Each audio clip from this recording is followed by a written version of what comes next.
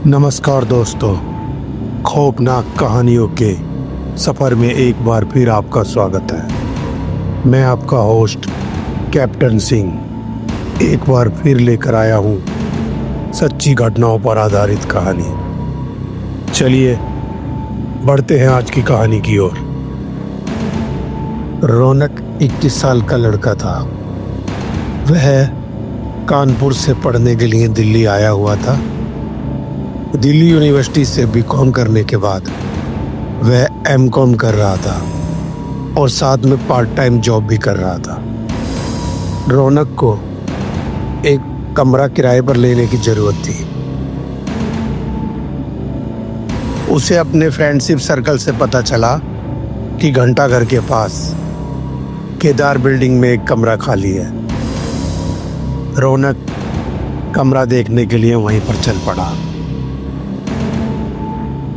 Location तो उसे अच्छी लगी क्योंकि उसके कॉलेज का रास्ता भी मात्र 10 मिनट का ही था।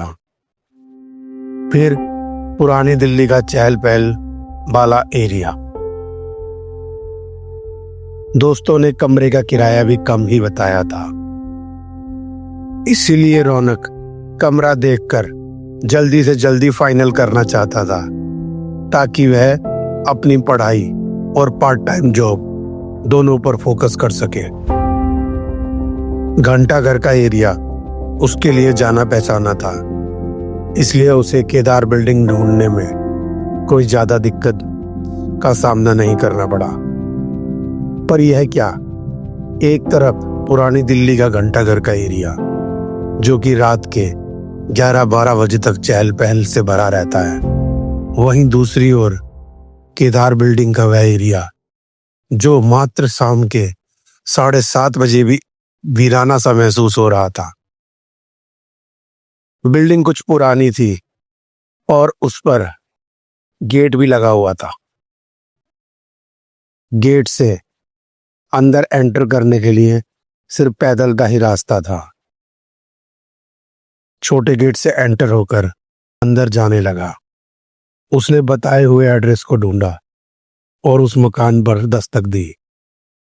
बिल्डिंग कुछ ज्यादा ही पुरानी थी और गलियां बहुत तंग थी, पर लोकेशन सही होने की वजह से और किराए की कम उम्मीद को दिल में रखते हुए दरवाजा खटकाया तो अंदर से एक बुजुर्ग सा व्यक्ति निकल कर आया। बुजुर्ग बोला, हाँ बेटा, किससे मिलना है, क्या बात है? रौनक बोला, मेरे दोस्तों ने बताया था कि यहाँ पर एक कमरा खाली है, मुझे वह कमरा चाहिए। मैं कॉलेज में पढ़ता हूँ और जॉब भी करता हूँ। बुजुर्ग ने रौनक को पूरी तरह से घूरा, जैसे मानो वह कुछ ढूंढ रहा हो। रौनक को ऊपर से नीचे देखने के बाद बुजुर्ग बोला, किस कॉलेज में पढ़ते हो और कहाँ के रहने वाले हो? जॉब कहाँ पर है तुम्हारा?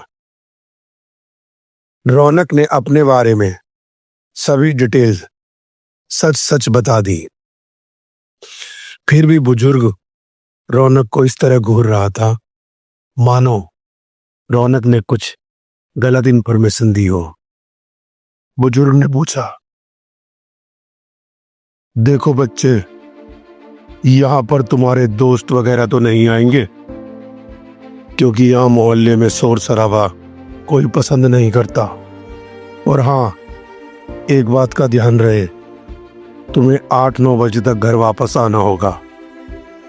इससे लेट, हद से हद 10 बजे तक ही हम गेट ओपन रखते हैं। इससे लेट होने पर तुम्हें कहीं और रात गुजारनी होगी।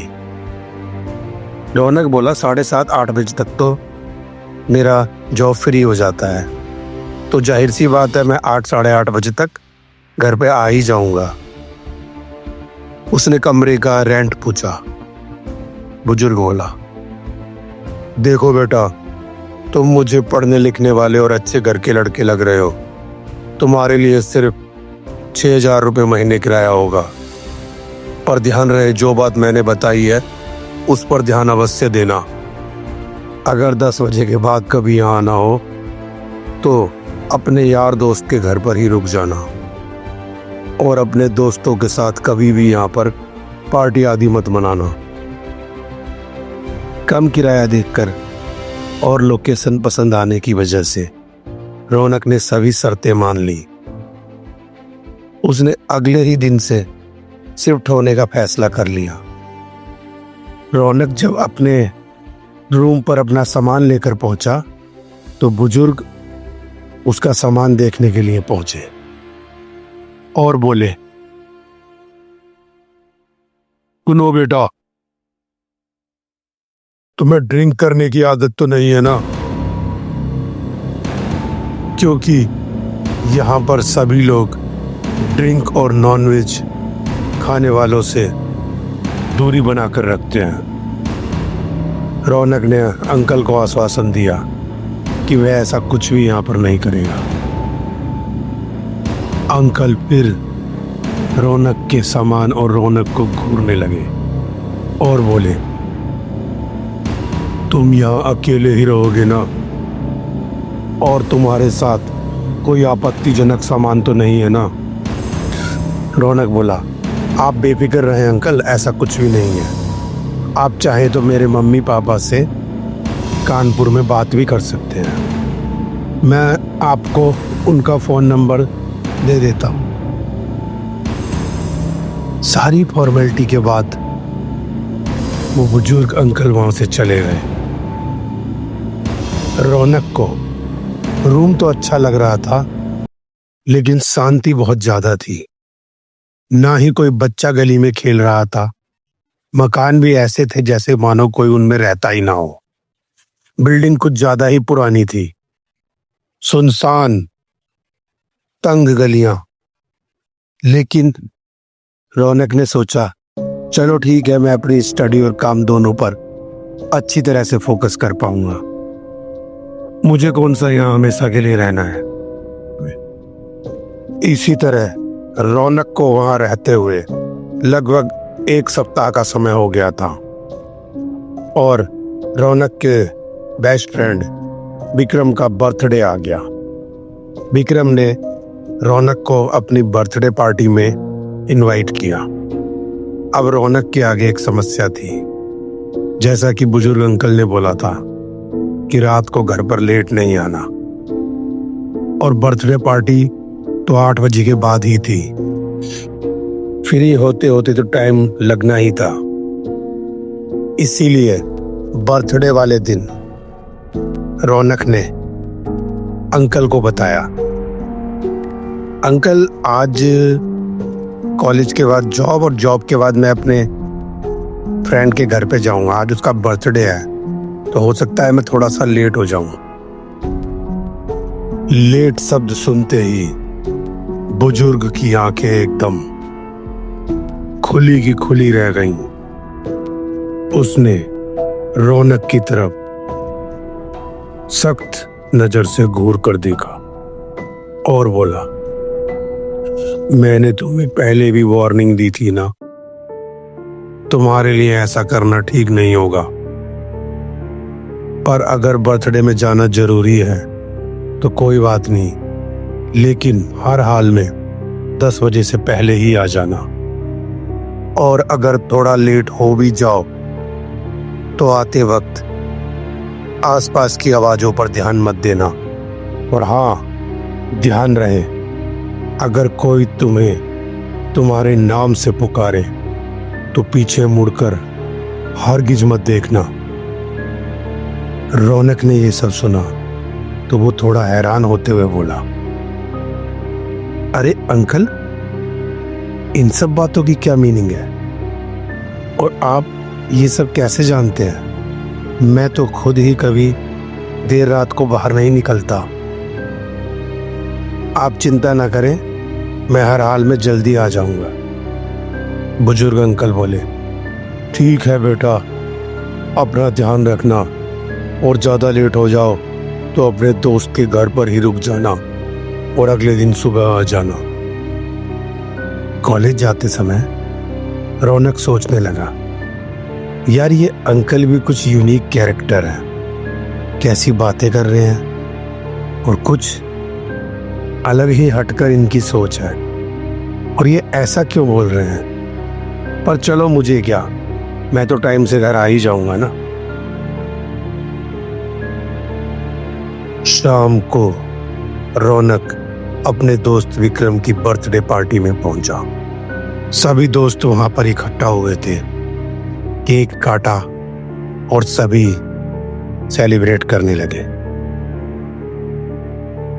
11 बज गए, तभी एकदम रौनक को ध्यान आया कि उसे जल्दी घर पहुंचना है। उसने जल्दी से दोस्तों से इजाजत ली और अपने घर की ओर चल पड़ा।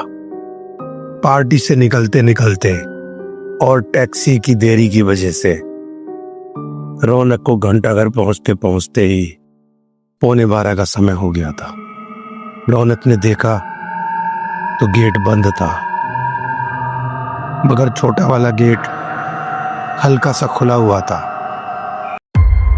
उसमें लोहे की जंजीर बंधी हुई थी। रौनक पतले दरवाजे में से ही अंदर निकल गया। गली एकदम सुनसान थी, कुत्ते बिल्ली तक का नामो निशान नहीं था। रौनक जल्दी जल्दी अपने कमरे की ओर बढ़ा चला जा रहा था। तभी उसे यहाँ वहां से आवाजें आती हुई महसूस हुई, जैसे कोई चिल्ला रहा हो या रो रहा हो। रौनक ने इधर उधर देखा और आगे की ओर बढ़ता रहा।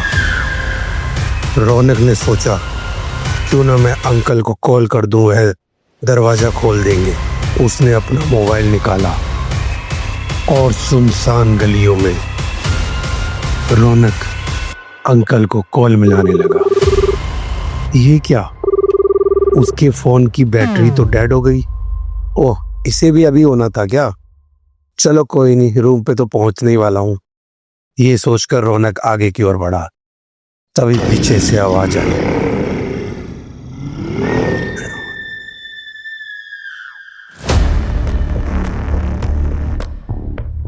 पीछे मुड़ के देखो रौनक, कहाँ जा रही हो रौनक? पीछे मुड़ के देखो। मुझे देखो रौनक, मुझे पहचानो रौनक। ये सब आवाजें सुनते ही रौनक की मानो पैरों के नीचे से जमीन खिसक गई। उसका दिल बैठा जा रहा था, दिल उसका बहुत जोरों से धड़क रहा था। उसने आप देखा ना ताब और भागना शुरू कर दिया। घबराहट में वह गली में मुड़ना ही भूल गया और सीधा भागता चला गया। अब रौनक बेचैन हो गया क्योंकि उसे अपना कमरा नहीं मिल रहा था। उसका दिमाग काम नहीं कर रहा था। घबराहट के मारे उसकी हालत बहुत खराब होती जा रही थी। शरीर उसका पसीने पसीने हो गया। वह चिल्लाना चाह रहा था, लेकिन डर की वजह से उसकी आवाज भी नहीं निकल रही थी। पूरी गली एकदम सुनसान, ना कोई आगे ना पीछे, ना दाएं ना बाएं। रौनक बुरी तरह से घबरा गया। उसे लगता है मेरा अंतिम समय निकट आ गया है। ये क्या घटना है? रौनक कुछ ज्यादा ही घबरा गया था। घबराहट में उसने गलत गली में यू टर्न मार दिया और जैसे तैसे भागते भागते गिरते पड़ते वो दोबारा मेन डोर की तरफ ही पहुंच गया। वहां से बाहर निकलकर वह मुख्य चौराहे की ओर भागा और घंटाघर के चौराहे पर जाकर वह गिर पड़ा और बेहोश हो गया। चौक पे से आने जाने वाले लोगों ने रौनक को देखा तो उसको संभाला और पूछा क्या हुआ। वहीं से जाने वाले एक ऑटो वाले भैया ने रौनक को सहारे से अपने ऑटो में बैठाया और उसे पानी पिलाया। अब कहीं जाकर रौनक की सांस में सांस आई, लेकिन अब भी वह बुरी तरह से डर से कांप रहा था। लोगों ने पूछा क्या हुआ, कहाँ जाना है तुम्हें? रौनक केदार बिल्डिंग में जाने का अपना इरादा छोड़ चुका था। उसने अपने दोस्त विक्रम के घर का पता बताया और ऑटो से उसी के घर पहुंच गया। रौनक शांत रहा और उसने कुछ भी बात अपने दोस्त विक्रम को नहीं बताई। वह बोला, यार मेन डोर बंद हो चुका है इसलिए अब मैं घर नहीं पहुंच पाऊंगा। विक्रम बोला, कोई बात नहीं यार, ये भी तो तेरा ही घर है, आज रात तो यहीं पर सो जा। अगले दिन दोपहर में रौनक अपने कमरे पर पहुंचा। वह ना तो आज कॉलेज जाने की कंडीशन में था और ना ही जॉब पे जाने की कंडीशन में। जब रौनक अपने रूम पर पहुंचा तो बुजुर्ग अंकल उससे मिलने आए और बोले, मैंने तुमको पहले ही मना किया था ना, हो गई ना कल रात तुम्हारे साथ दिक्कत। अंकल के ये वर्ड सुन के रौनक को मान लो 440 वॉट का झटका लग गया। वो बोला, अंकल ये सब बातें आप कैसे जानते हैं और आपको कैसे पता मेरे साथ कल रात कोई घटना घटी है?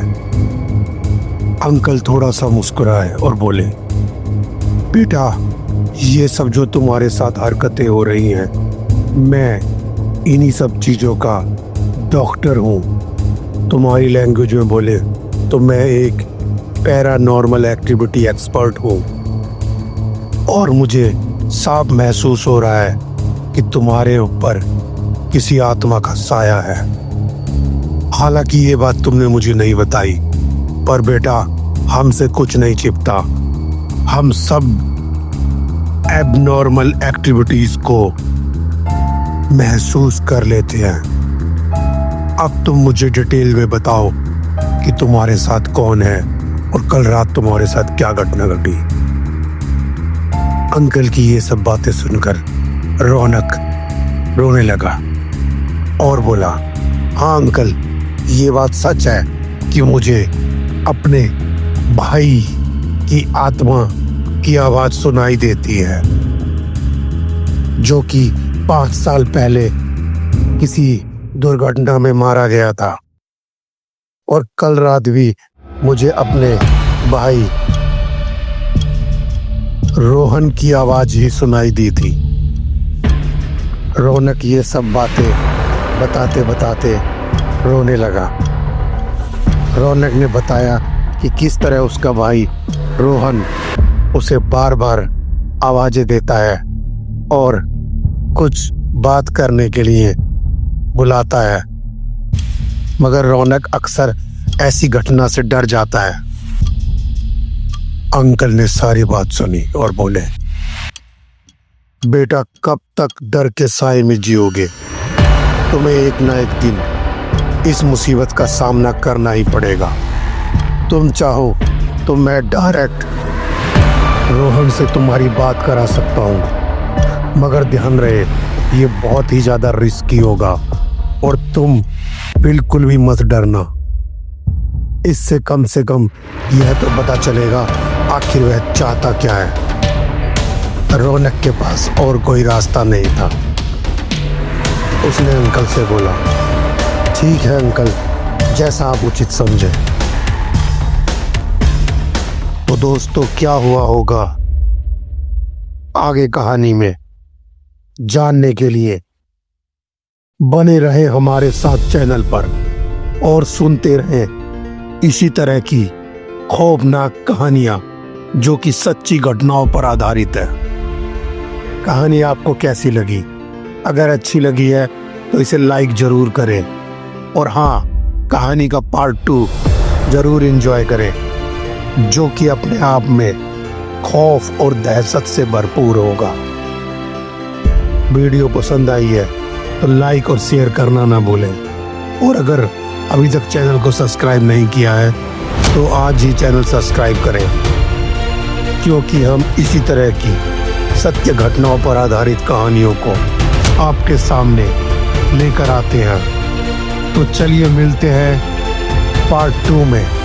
तब तक के लिए आप अपने दोस्त और होस्ट कैप्टन सिंह को इजाजत दीजिए। जय हिंद।